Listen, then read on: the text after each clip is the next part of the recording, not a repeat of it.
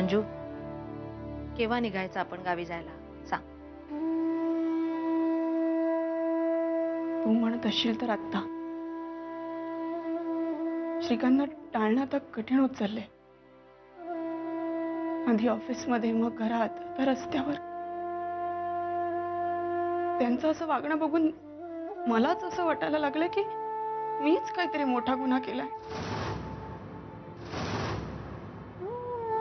पण जाऊयात ना इथून.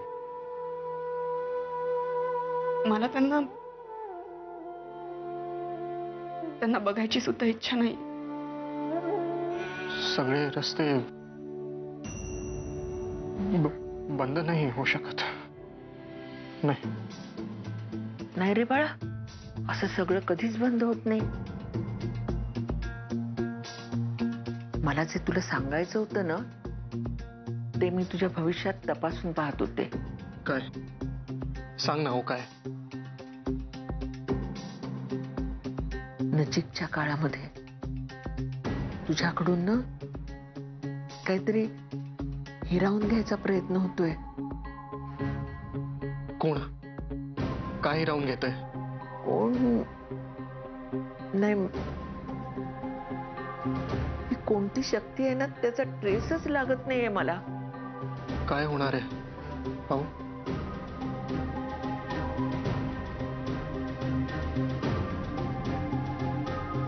तुम्ही मुंबई सोडून जाताय का?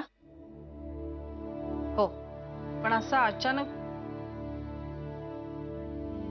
गावी जाण्याचा निर्णय का घेतला? हे विचारायला आलीस तू इथे? त्यात एवढं राग येण्यासारखं काय? राग नाही, तू जे आहे ते स्पष्ट सांगावं ही अपेक्षा आहे. बरं, सुनीलला खोटं ठरवणारा श्रीकांतही खोटाच ना? तेच बोललीस तू ऑफिसमध्ये. आता इथे काय?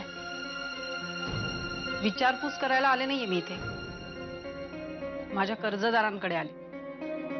सुनीता, आमच्या लक्षात आहे. तुझे पैसे तुला मिळतील. कधी? लवकरच. म्हणजे नक्की कधी? 1 दिवसांनी, आठवड्यांनी, महिन्यांनी, 1 वर्षांनी, 10 वर्षांनी? का देणारच नाही? नाही म्हणजे कर्ज नको म्हणून लोक काय काय उपाय शोधून काढतील काही सांगता येत नाही ना. तुझ्या 50,000साठी मुंबई सोडण्या इतकी परिस्थिती नाही आली आमच्या. ए, तुझी बडबड नकोय. माझे पैसे हवेत मला. उद्या उद्या तुला तुझे पैसे मिळतील. घरपोच. हा, उद्या? हो उद्या. झालं बोलू का? आणखी काही बोलायचंय? निघ आता. काय ठरवलंस तू आपल्या लग्नाबद्दल?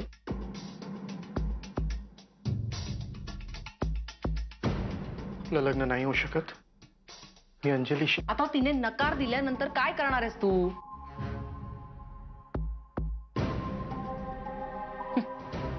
आता तरी तुला माझ्याशी लग्न करावंच लागेल ना? शक्य नाही. मी शेवटचं विचारते. नीट विचार कर, कारण जर तू मला नकार दिलास ना तर तुझ्या आयुष्याची वाट लागेल, एवढं लक्षात ठेव. तर माझ्या पापांनी दिलेलं हे घर आणि पेढी सोडून द्यावं लागेल. आपण उद्या सुनीताचे पैसे कसे परत करणार आहोत? मी नका त्याची चिंता करू. करू आपण त्याची व्यवस्था. अगं पण कुठून? आता तशी आपली मानहानी व्हायची काही बाकी राहिलीच नाहीये.